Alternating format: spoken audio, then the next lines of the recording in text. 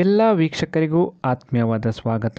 ಸಾವಿರಾರು ವರ್ಷಗಳ ಇತಿಹಾಸವಿರುವ ಕೇವಲ ಆಲದ ಮರವನ್ನೇ ತನ್ನ ಆಲಯವನ್ನಾಗಿರಿಸಿರುವ ತುಳುನಾಡಿನ ಒಂದು ಕಾರಣಿಕದ ಕ್ಷೇತ್ರ ಪರಮೇಶ್ವರ ದೇವರ ಸನ್ನಿಧಾನವಾದ ತುಳುವೇಶ್ವರ ದೇವಸ್ಥಾನದ ಬಗ್ಗೆ ಮಾಹಿತಿ ನೀಡುತ್ತಿದ್ದೇನೆ. ದಯವಿಟ್ಟು ಈ ವಿಡಿಯೋವನ್ನು ಕೊನೆ ತನಕ ನೋಡಿ ಹಾಗೂ ನಿಮ್ಮ ಅನಿಸಿಕೆಗಳನ್ನು ಕಾಮೆಂಟ್ಸ್ ಮೂಲಕ ನಮಗೆ ತಿಳಿಸಿ.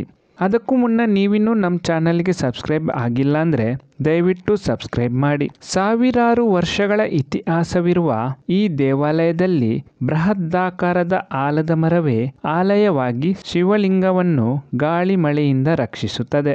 ಶಿವಲಿಂಗಕ್ಕೆ ಆಲದ ಮರದ ಬಿಳಲುಗಳು ಸಂಪೂರ್ಣವಾಗಿ ವ್ಯಾಪಿಸಿಕೊಂಡು ಶಿವಲಿಂಗ ಇರುವ ಕಡೆಗೆ ಕೇವಲ ಒಂದು ಬಾರಿಗೆ ಒಬ್ಬರಿಗೆ ಮಾತ್ರ ಒಳಗೆ ಪ್ರವೇಶಿಸುವಷ್ಟು ಕಿರಿದಾದ ಒಂದು ಕಿಂಡಿ ಇದೆ. ಇನ್ನು ಶತಮಾನಗಳ ಹಿಂದೆ ಈ ಪ್ರದೇಶದಲ್ಲಿ ಶಿವಾಲಯ ಇತ್ತು ಎನ್ನುವುದಕ್ಕೆ ಇಲ್ಲಿ ಸಿಕ್ಕಿರುವ ಪುರಾತನ ಶಾಸನ ಸಾಕ್ಷಿಯಾಗಿದೆ. ಆಲಯದ ಗೋಡೆಯಲ್ಲಿ ಬೆಳೆದಿದ್ದ ಆಲದ ಮರ ಬೃಹದಾಕಾರವಾಗಿ ಬೆಳೆದು ಶಿವಲಿಂಗಕ್ಕೆ ರಕ್ಷಣೆಯಾಗಿ ನಿಂತು ಶಿವನ ಕಾರಣಿಕ ಶಕ್ತಿಯನ್ನು ಜಗತ್ತಿಗೆ ತೋರಿಸಿಕೊಟ್ಟಿದೆ. ಇಲ್ಲಿ ಸಿಕ್ಕಿರುವ ಕ್ರಿಸ್ತಶಕ 1401ರಲ್ಲಿ ಕೆತ್ತಿಸಲಾದ ಶಾಸನದಲ್ಲಿ ತುಳುವೇಶ್ವರ ದೇವಾಲಯಕ್ಕೆ ಹಾಗೂ ಧರ್ಮಛತ್ರಕ್ಕೆ ದಾನ ನೀಡಿರುವ ಬಗ್ಗೆ ಉಲ್ಲೇಖವಿದೆ.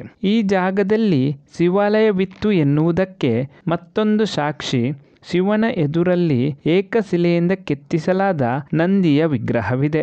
ಆನಂತರ ಸುಮಾರು 140 ವರ್ಷಗಳ ಹಿಂದೆ ವಿಠಲಕಿಣಿ ಎನ್ನುವವರು ಈ ಶಿವಲಿಂಗವಿರುವ ಜಾಗವನ್ನು ಖರೀದಿಸಿ ಶಿವಲಿಂಗಕ್ಕೆ ನಿತ್ಯ ಪೂಜೆ ಸಲ್ಲಿಸಲು ಪ್ರಾರಂಭಿಸುತ್ತಾರೆ. ಆನಂತರದ ದಿನಗಳಲ್ಲಿ ವಿಠಲಕಿಣಿ ಮನೆತನದವರು ಈ ತುಳುವೇಶ್ವರ ಸ್ವಾಮಿಗೆ ನಿತ್ಯ ಪೂಜೆ ಮುಂದುವರಿಸುತ್ತಾರೆ. ಅಷ್ಟಕ್ಕೂ ತುಳುವೇಶ್ವರ ಸ್ವಾಮಿ ನೆಲೆಸಿರುವ ಆ ಜಾಗ ಯಾವುದು ಎನ್ನುವ ಪ್ರಶ್ನೆಗೆ ಉತ್ತರ ಉಡುಪಿ ಜಿಲ್ಲೆಯ ಕುಂದಾಪುರದಿಂದ 6 ಕಿಲೋಮೀಟರ್ ದೂರದಲ್ಲಿರುವ ಇತಿಹಾಸ ಪ್ರಸಿದ್ಧ ಬಸ್ರೂರಿನಲ್ಲಿ ಈ ತುಳುವೇಶ್ವರ ಸ್ವಾಮಿಯ ಸನ್ನಿಧಾನವಿದೆ. ಈ ಮಾಹಿತಿ ಇಷ್ಟವಾದಲ್ಲಿ ದಯವಿಟ್ಟು ಈ ವಿಡಿಯೋವನ್ನು ಲೈಕ್ ಮಾಡಿ. ಇನ್ನಷ್ಟು ಹೊಸ ಮಾಹಿತಿಗಳನ್ನು ಮುಂದಿನ ವಿಡಿಯೋಗಳಲ್ಲಿ ನಾನು ನಿಮಗೆ ತಿಳಿಸಿಕೊಡುತ್ತೇನೆ. ಎಲ್ಲ ವೀಕ್ಷಕರಿಗೂ ಧನ್ಯವಾದಗಳು.